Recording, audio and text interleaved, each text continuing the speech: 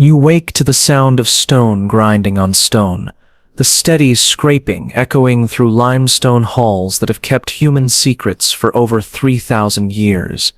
Your hands press against cold sandstone as you rise, and suddenly you know where you are. Deep inside a pharaoh's tomb in the Valley of the Kings, surrounded by hieroglyphs that seem to twist and move in your flickering torchlight. The air smells of myrrh and something else, something old and organic that turns your stomach. As your eyes adjust, you see them clearly, carved scenes covering every surface, showing acts so private and strange that archaeologists argued for years about whether to even take pictures of them. These are not the clean images of Egyptian closeness you read about in school. These walls tell stories that would make modern people blush. Stories of holy prostitution, ritual lovemaking, and private practices so woven into religious belief that they shaped an empire for more than 2,000 years. Walk deeper into that tomb with me now, because what you're about to learn will forever change how you see one of history's most amazing civilizations. In 1323 BC, 14-year-old Ankhesenamun stood shaking in the entrance room of Karnak Temple. Her linen dress was so thin it hardly counted as clothing. The gold jewelry on her neck, wrists, and ankles jingled softly as she trembled, not from cold but from knowing what came next. As the daughter of the rebel pharaoh Akhenaten and the widow of the boy king Tutankhamun, she was about to take part in one of ancient Egypt's most sacred and shocking rituals, the Opet festival's divine marriage ceremony. High Priest A stepped from the shadows, his shaved head shining with holy oils, his eyes holding a wand that had nothing to do with faith. Soon, Ankhesenamun would be expected to complete a marriage with the god Amun-Ra himself, or rather with a priest acting as the god's human form. This wasn't pretend. This wasn't just for show. This was Egypt's most powerful religious leaders, using a god's orders to claim the bodies of royal women. And it happened again and again throughout pharaonic history. Papyrus records from Deir el-Medina, found by archaeologist Bernard Briere in 1922, show that this kind of holy prostitution wasn't only for royal women. Temple records tell that hundreds of young girls served as God's wives, a polite name for what was really ritual sexual service. These girls, some as young as 12, were chosen for their beauty and purity, then given to various gods across Egypt's religious year.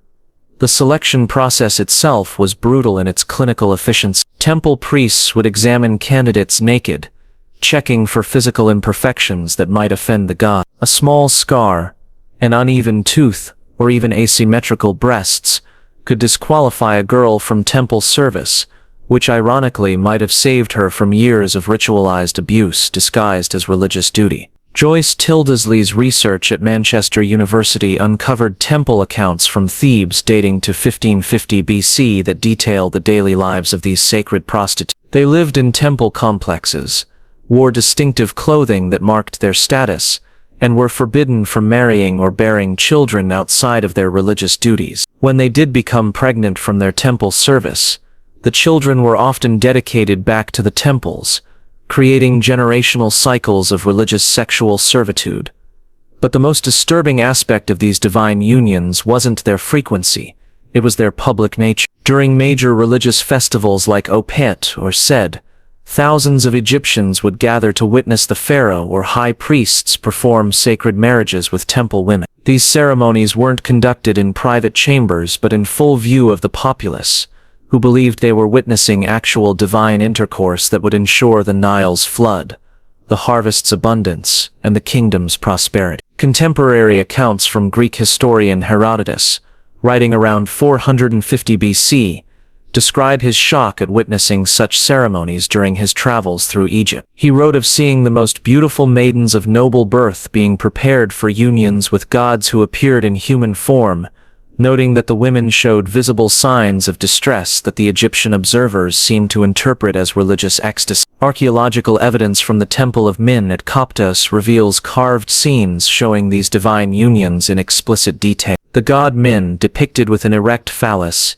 is shown engaging with women whose faces are turned away, an artistic convention that some scholars interpret as indicating the women's reluctance or shame. Surrounding these central figures are carved musicians, dancers, and offerings, creating a festival atmosphere around what was essentially ritualized rape. The psychological toll on participants becomes clear when examining papyrus fragments from the Edwin Smith surgical papyrus, which contains what may be the world's earliest recorded treatments for trauma. Several remedies describe treatments for women who had served the gods and subsequently suffered from what modern psychology would recognize as symptoms of sexual trauma: loss of appetite, inability to sleep, sudden weeping, and withdrawal from social contact. Yet perhaps most chilling of all was how completely society accepted these practices. Marriage contracts from the New Kingdom period, 1550 to 1070 BC, routinely include clauses releasing husbands from their marital obligations if their wives were called to temple service. Fathers negotiated bride prices that explicitly factored in whether their daughters had already served in temples, with used women commanding lower payments despite their supposed divine blessing. The air reeked of natron, salt, and decay, as the master embalmer examined the body of a young noblewoman who had died in childbirth. And what was about to unfold in this mud-brick building beside the Nile would have horrified the woman's family if they had known. But they didn't know, and they never would, because the mummification process held secrets that Egypt's embalmers guarded more fiercely than any pharaoh's treasure. Modern CT scans of female mummies from the Egyptian Museum in Cairo, conducted by Dr. Zahi Hawass's team in 2005, revealed evidence that has forced Egyptologists to confront one of ancient Egypt's most disturbing secrets: the systematic sexual abuse of female corpses during mummification. The scans showed clear signs of post-mortem sexual trauma in approximately 23% of female mummies examined, with the damage occurring after death but before the final wrapping process.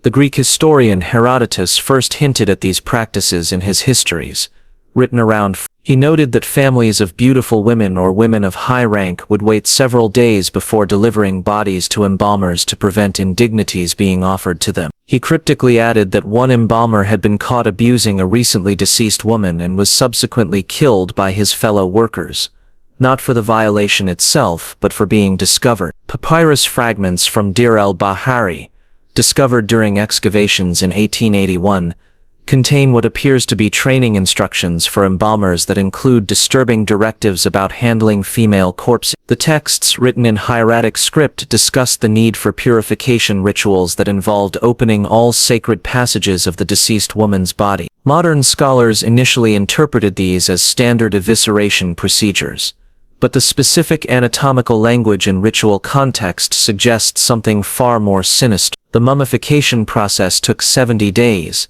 during which corpses remained in the embalmers' workshops with minimal oversight from families or religious authorities. Workshop records from Tanis, dating to 1000 BC, show that embalmers often worked alone during night shifts, when most Egyptians believed the dead were most vulnerable to spiritual attack. These nocturnal working conditions created perfect opportunities for abuse that would never be detected or reported. Physical evidence of these violations comes not just from modern CT scans, but from ancient sources attempting to address the problem. The Harris Papyrus, now in the British Museum, contains legal documents from 1506 BC, describing the prosecution of several embalmers for defiling the sacred vessels, a euphemistic legal term that scholars now believe referred to sexual abuse of corpses. The penalties were severe.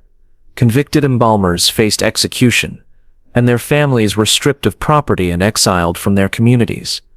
But the most disturbing aspect of these practices was their ritualistic nature. Evidence suggests that some embalmers believed sexual contact with the deceased transferred the woman's life force to the abuser, granting enhanced virility or longer life. Amulets found in embalming workshops often depicted sexual acts with mummified figures, and several papyri contain spells meant to be recited during such violations, treating necrophilia as a form of magical practice rather than simple abuse. The famous mummy of Queen Nefertiti's daughter, Makataten, who died around 1330 BC at age 13, shows clear signs of post-mortem violation when examined with modern forensic techniques. Her mummy wrappings, originally thought to have been damaged by tomb robbers, actually show patterns of deliberate unwrapping and rewrapping in the pelvic area. Resin residue between the wrapping layers indicates the body was accessed multiple times during the mummification process,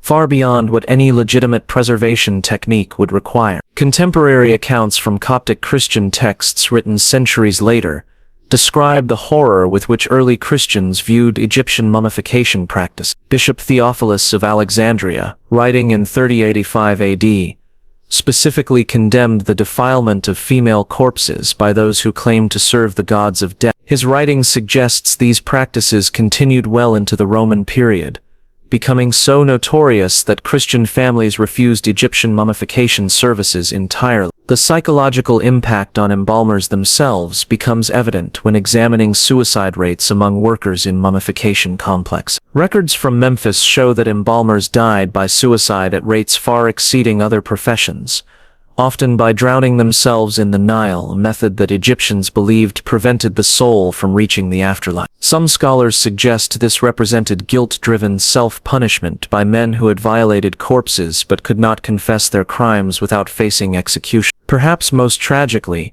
some evidence suggests that certain women were murdered specifically to provide fresh corpses for necrophilic practice. The mummy of a young woman discovered in the Saqqara necropolis shows signs of intentional poisoning with oleander, a plant that kills quickly but leaves the body intact and suitable for mummification. Her wrappings contain papyrus fragments with prayers asking forgiveness from Osiris, suggesting her embalmer knew she had been murdered specifically for their use. Princess Sadaman pressed her forehead against the cool limestone wall of her chamber in Malkata Palace as she listened to her father's footsteps approaching. At 23 years old, she had already borne her father Pharaoh Amenhotep III at least one child, a daughter who now played in the palace gardens, unaware that her grandfather was also her father. Tonight, like so many nights before, Sadaman would fulfill her duty as both daughter and wife, perpetuating a cycle of incest that had defined Egyptian royalty for over a millennium.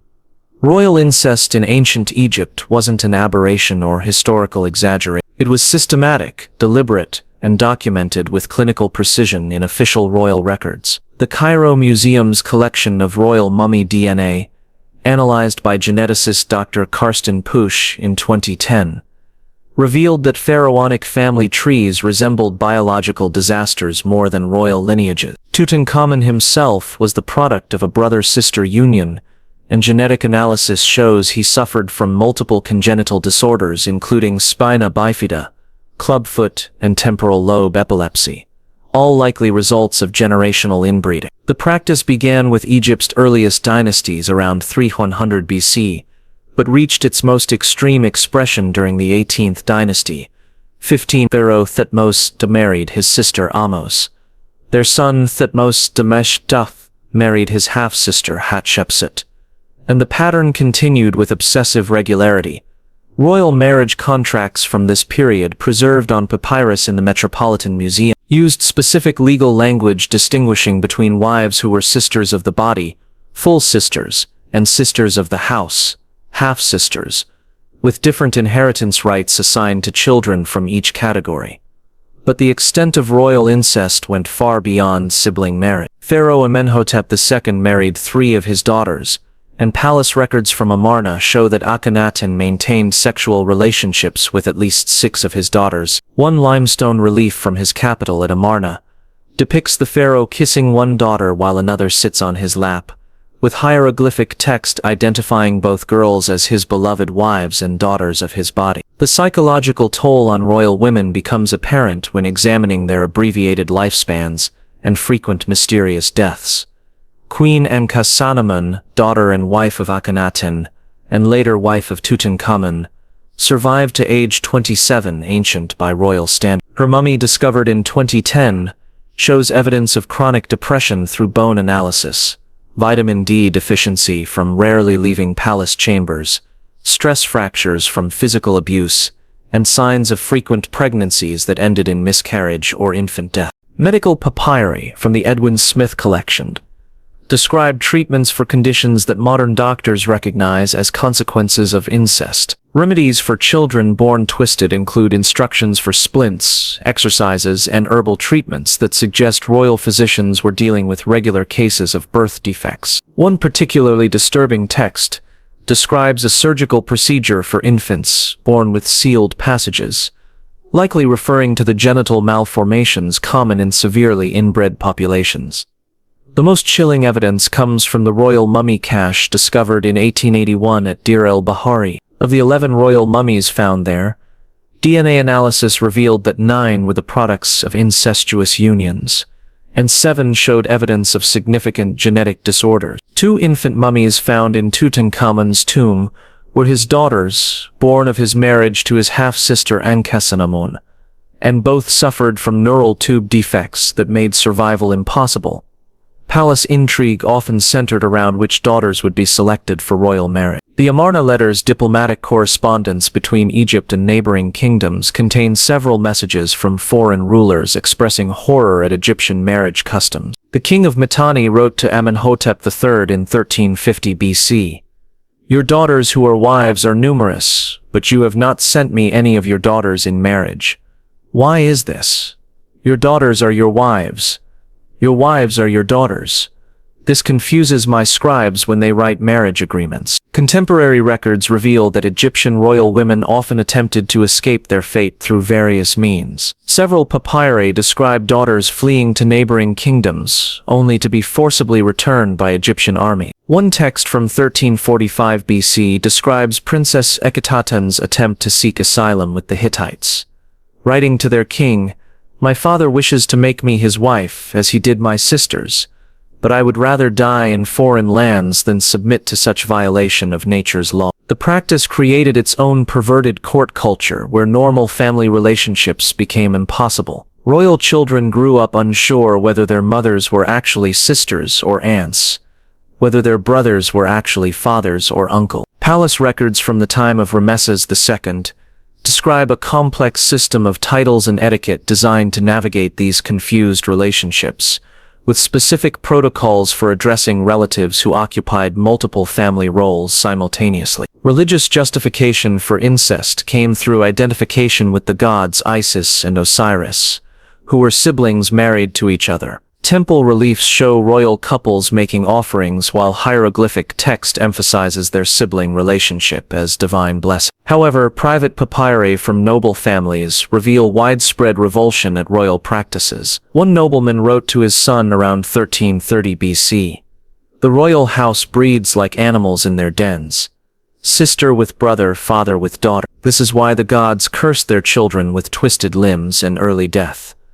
The genetic consequences compounded with each generation. By the end of the 18th dynasty, royal infants were dying at birth rates exceeding 60%, and surviving children often suffered from intellectual disabilities, physical deformities, and shortened lifespan. Tutankhamun's own mummy reveals a young man who could barely walk without assistance, suffered from chronic pain, and died at age 19 from complications that genetic analysis suggests were directly related to his inbred heritage. Oil lamps flickered in the temple of Hathor at Dendera as 12-year-old Nefertari lay on the stone altar, her small hands gripping the carved edges until her knuckles turned white. She was about to become the latest victim of one of ancient Egypt's most brutal religious practices, ritualized defloration performed by priests to open the sacred gateway for the gods. The ceremony would be witnessed by dozens of temple officials, recorded by scribes, and celebrated by a community that saw her violation as divine blessing. Archaeological evidence from the Temple of Mut at Karnak reveals that such ceremonies were far from rare occurrence. Stone tablets cataloging temple activities from 1400 to 1200 BC list over 300 individual defloration rituals, complete with the names of girls involved, their ages, and the specific priests who performed the ceremonies. The youngest girl recorded was 9 years old. The oldest was. Most were between 12 and 14, barely past puberty in a society where childhood ended early and brutally. The process began with elaborate purification rituals that lasted 3 days. Girls selected for defloration were bathed in sacred pools, anointed with oils mixed with frankincense and myrrh, and fed special foods believed to enhance their spiritual receptivity. During this preparation period, they were forbidden from speaking to anyone except designated temple priestesses, who instructed them on their divine duties and warned them that resistance or displays of fear would anger the gods. Papyrus fragments from the Ramesseum described the theological justification for these practices. Egyptian priests believed that female virginity contained special spiritual power that could only be properly harvested through ritual defloration performed by men who had undergone specific purification rites. The act itself was considered a form of sacrifice, with the girl's blood and pain offered to deities in exchange for divine favor on the entire community. The ceremonies followed strict rules written down in temple teaching texts found at The girl would be brought before the watching crowd dressed in a thin linen gown and gold jewelry that showed her status as a holy offering. Incense would be burned while temple musicians played special songs meant to call the fertility gods to be present. A high priest acting as the god would then take the girl's virginity using tools kept as sacred objects, often knives, stone phalluses, or specially carved wooden objects, believed to carry divine power. Joanne Fletcher's study of human remains found in temple areas at Abydos showed physical proof of these practices. Skeletons of young females show signs of pelvic damage matching violent sexual attack, often with proof of infection and sometimes death from internal injury. Carbon dating shows these remains are from all through Egypt's imperial time, meaning the practices continued for over 500 years. The mental damage from these ceremonies was ignored or explained away by religious belief. Girls who showed signs of trauma, not speaking, withdrawing from others, or harming themselves were said to be touched by the divine and often sent to live at the temple forever. Medical scrolls contain treatments for divine madness in young women, including plant medicines for violent outbursts, inability to sleep, and refusal to eat. Symptoms modern psychology knows as signs of severe sexual trauma. Some temples built complex systems around defloration ceremonies, with different priests specializing in different parts of the ritual. The Chester Beatty Papyrus de Sfath contains records showing that certain priests held the specific title opener of the sacred gateway, a job that came with special benefits including more food, better housing, and the right to choose which girls they would deflower. These positions were highly wanted and often passed from father to son, creating family lines of ritual abusers. Different areas had different versions of these practices, recorded by traveling scribes who wrote about cultural differences between temple complexes. In Lower Egypt, defloration ceremonies usually happened during flood season, when the Nile overflowed, linking the girl's bleeding to the river's life-giving waters. In Upper Egypt, the ceremonies matched harvest festivals, with the girl's violations seen as ensuring fertility for both crops and animals. The most disturbing records come from the Temple of Men at Coptos, where yearly festivals included mass defloration ceremonies involving dozens of girls at the same time. Greek visitor Strabo, writing in 25 BC, described seeing such a festival and noted his shock at watching maidens no older than children being violated by priests, while crowds cheered and threw flowers. His account mentions that several girls died during the ceremonies from blood loss or shock, but their deaths were celebrated as signs that the gods accepted them. Economic records show that families were often paid for providing daughters for these ceremonies, but the payments were set up to prevent refusal. Temple account books from Thebes show that families received grain, animals, or land, but only after their daughters had completed their holy service. Families who tried to remove their daughters before ceremonies faced harsh punishments, including loss of property, exile, or forced labor. Some surviving texts hint at secret networks among women who tried to protect young girls from being chosen for these ceremonies. Papyrus pieces from private collections describe coded language used to warn families when temple scouts were looking for new candidates. One text from 1250 BC reads, "When the lotus seekers come to your door, remember that the river runs deep, but also runs away." Scholars believe this referred to escape routes used by families running away to avoid having their daughters chosen for defloration ceremonies.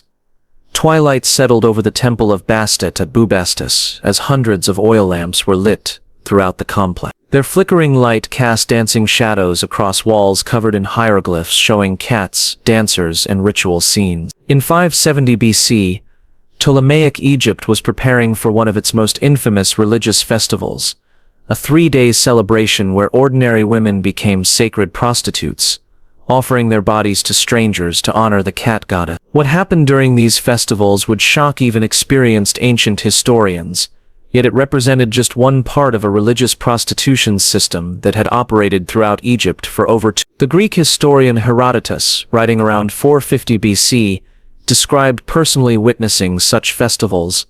Once a year, the women of this region gather at the temple of Bastet, and for 3 days they offer themselves to any man who brings proper payment to the god. No woman may refuse any man during this time, whether he be Egyptian, Greek, Nubian, or Persian. The money paid goes to the temple, but the act itself is considered the most sacred duty a woman can perform. Archaeological digs at Bubastis conducted by Edouard Navy between 1887 and 1889 uncovered physical evidence of these prostitution festivals beneath the temple floors. Archaeologists found thousands of small pottery tokens showing Bastet on one side and clear sexual images on the other. These tokens, carbon dated to various periods between 800–200 BC, served as payment receipts for sexual services during religious festivals. The huge number of tokens, over 12,000 from one excavation site, suggests these festivals involved thousands of women providing sexual services to thousands of men over very short periods.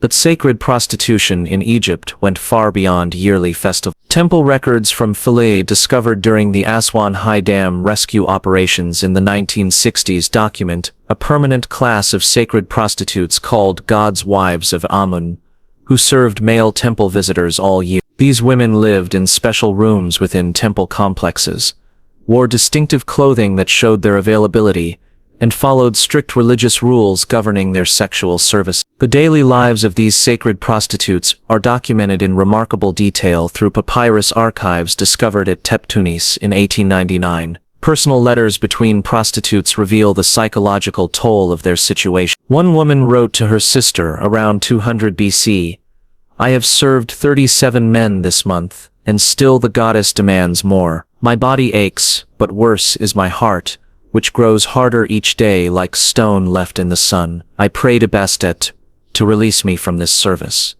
But she remains silent. Economic records show that sacred prostitution made enormous money for Egyptian temples. Account books from the Temple of Sobek at Crocodilopolis list payments from sexual services alongside offerings of grain, animals, and precious metals. During peak festival times, prostitution earnings exceeded all other temple income combined. This money dependence created strong reasons to recruit new prostitutes and expand sexual services no matter the human cost. The recruitment of sacred prostitutes followed patterns that modern observers would recognize as human trafficking. Poor families were approached by temple agents who offered to take daughters as servants of the goddess, promising good food, shelter, and spiritual reward. Once girls entered temple complexes, they rarely left. Legal documents from Oxyrhynchus described several cases where families attempted to retrieve daughters who had been recruited for temple service, only to be told that the girls had made sacred vows that could not be broken without divine punishment. Medical papyri from the Kahun archive contain extensive information about treating diseases and injuries common among sacred prostitutes. Remedies for temple sickness,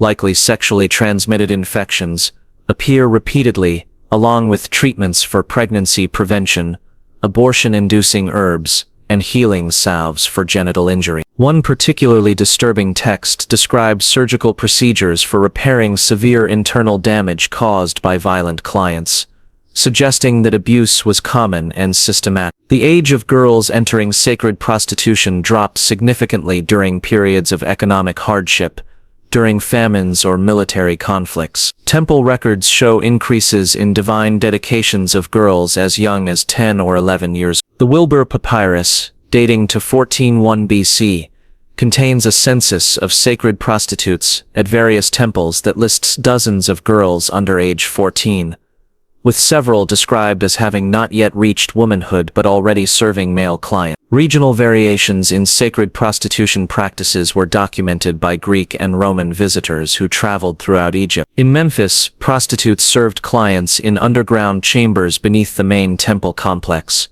with elaborate ventilation systems and soundproofing that suggest the activities were deliberately hidden from public view. At Elephantine, prostitution took place in gardens surrounding the temple, with clients and prostitutes engaging in sex acts while other visitors prayed and made offerings nearby. The psychological control exercised over sacred prostitutes was reinforced through religious indoctrination that began in childhood. Girls were taught that sexual service to strangers was the highest form of worship, that their bodies were vessels for divine energy, and that resistance or unhappiness indicated spiritual failure. Confession texts found at various temple sites show prostitutes writing prayers, asking forgiveness for feelings of revulsion, fear, or desire to escape their duty. Some prostitutes attempted to document their experiences in ways that survive the centuries.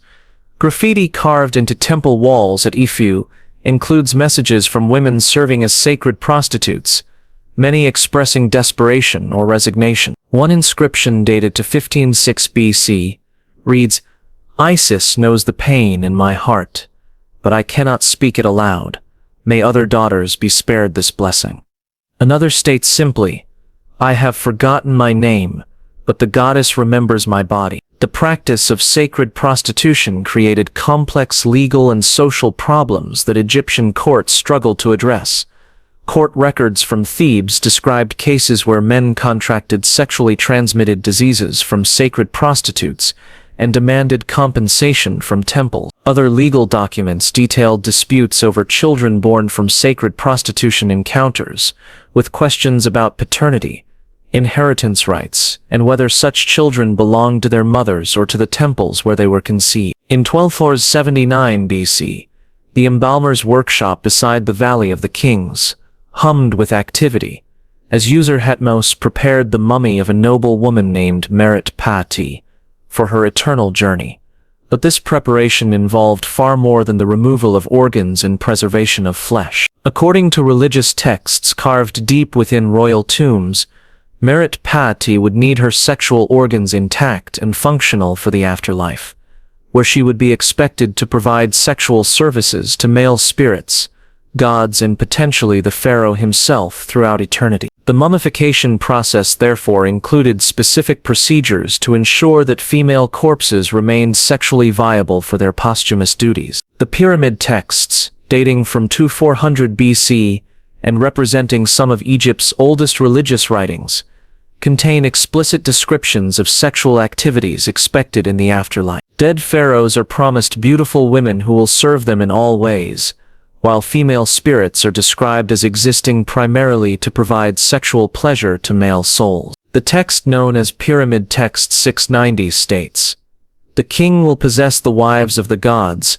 and they will satisfy his desires as they satisfied the desires of their divine husbands when they lived." Archaeological evidence from tombs in the Valley of the Queens reveals that noble and royal women were buried with objects specifically designed for sexual use in the afterlife. Dr. Joanne Fletcher's excavations at QV 55, believed to be the tomb of one of Ramses II's daughters, uncovered a collection of phallic objects made from wood, ivory, and stone. These objects were wrapped in linen and placed between the mummy's legs, positioned to remain accessible to the deceased woman's spirit. Similar objects have been found in dozens of female tombs from the New Kingdom period. The mummification process for women included procedures not performed on male corpses, designed to preserve sexual functionality for the afterlife. Papyrus documents from the workshops at Thebes describe the insertion of resin-soaked linen into female corpses' vaginal canals, ostensibly to prevent collapse of tissues during preservation. However, the positioning and materials used suggest these insertions were meant to maintain the shape and accessibility of sexual organs rather than simply preserve them. Tomb paintings from the burial chambers of high-ranking officials depict scenes of the deceased engaging in sexual acts with female servants who died with them. In the tomb of Vizier Rem Teti 1010-1010, these images weren't decorative or symbolic. They were instruction manuals for activities expected to continue in the afterlife. The practice of sacrificing female servants to accompany male tomb owners into death was documented extensively during Egypt's early dynastic period, but continued in modified forms throughout pharaonic history. Skeletal remains from subsidiary tombs beside major burial sites show evidence of ritual strangulation, poisoning, or live burial of young women. The tomb of Pharaoh Jair at Abydos, dating to 3000 BC, contained the remains of 38 sacrificed servants, with forensic analysis showing that 27 were young women who showed no signs of natural death. Religious texts found in private tombs describe the eternal sexual duties expected of women in the afterlife. The Book of the Dead, specifically chapter 22, includes a section known as the Negative Confession, where souls must deny various sins before the God. For women, this confession includes promises to serve the desires of righteous men, and to open myself to those who have earned divine favor. These texts make clear that female souls were expected to provide sexual services, not as reward for their own virtue, but as punishment for their inherently sinful nature. Forensic examination of female mummies has revealed evidence of post-mortem sexual positioning, designed to facilitate necrophilic activities. The mummy of Queen Hinatawi, wife of High Priest Painadam I, shows signs that her legs were repositioned and held open during the wrapping process. Similar positioning appears in dozens of female mummies from the 21st dynasty, suggesting systematic preparation of female corpses for sexual access. The tomb of Pharaoh Seti I contains one of the most disturbing examples of afterlife sexual expectation. Hidden chambers behind the main burial hall, discovered only in 1960, contain explicit wall paintings showing the deceased pharaoh engaged in sexual acts with female deities, goddesses, and mortal women. The hieroglyphic texts accompanying these images describe the women as eternal concubines, who will satisfy the king's desires throughout eternity without rest or complaint.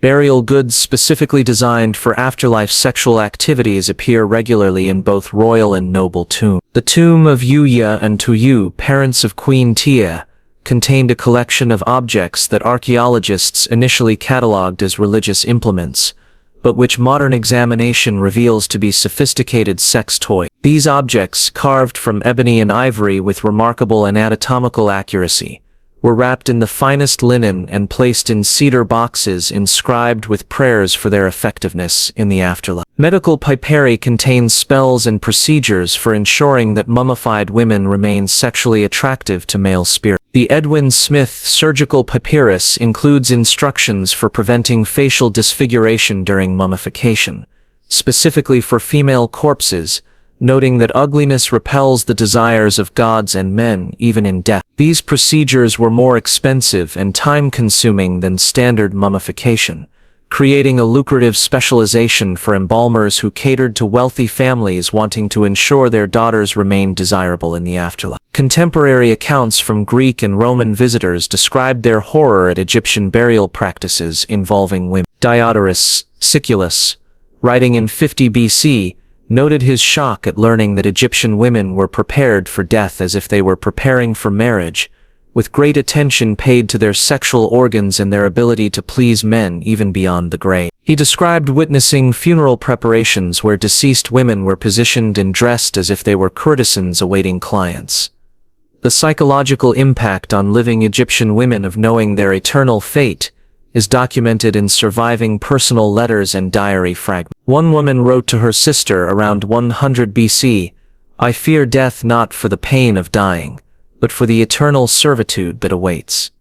In life I may choose my husband, but in death I must serve any spirit who desires me." Another letter found in a tomb at Saqqara contains a woman's plea to the gods to allow her to die before sacred lakes beside temples reflected torchlight during the most elaborate festivals, where thousands gathered to witness acts that would have been criminal in daylight, but became sacred under the cover of religious ceremony. Aristocratic women, temple prostitutes, and captured foreign slaves mingled in scenes of ritualized sexual violence that participants believed would ensure divine favor. Children born from these encounters were raised as temple property, continuing cycles of abuse that lasted centuries. Yet perhaps most disturbing was how completely Egyptian society normalized these practices. Marriage contracts routinely included clauses releasing husbands from obligations if wives were called to serve God sexually. Fathers calculated bride prices based on daughters' previous temple service. Medical texts treated trauma from ritual rape as divine madness, requiring gratitude rather than healing. When Rome finally conquered Egypt in 30 BC, one of the first acts of Octavian was to ban temple prostitution and ritual declaration ceremony. Christian missionaries arriving centuries later found temples abandoned, their walls still bearing explicit carvings that local Egyptians had grown too ashamed to explain to their children. Walk back through those tomb corridors now, past hieroglyphs whose meanings we are only beginning to understand. Each symbol tells a story of a civilization that saw beauty in brutality, found divinity in degradation, and convinced itself that the suffering of the innocent was the price of the gods' favor. Ancient Egypt's intimate practices reveal humanity's capacity to sanctify the unspeakable, a reminder that throughout history, the most monstrous acts have often worn the mask of the sacred. Step back into daylight, but remember what lurks in those shadows. Remember the voices that echo still through limestone corridors, calling out warnings across millennia. Remember that behind every glorious civilization lie secrets written in blood and tears, preserved forever in stone. Beauty faded, hoping that ugliness might spare her from sexual demands in the afterlife. Sacred lakes beside temples reflected torchlight during the most elaborate festivals, where thousands gathered to witness acts that would have been criminal in daylight, but became sacred under the cover of religious ceremony. Aristocratic women, temple prostitutes, and captured foreign slaves mingled in scenes of ritualized sexual violence that participants believed would ensure divine favor.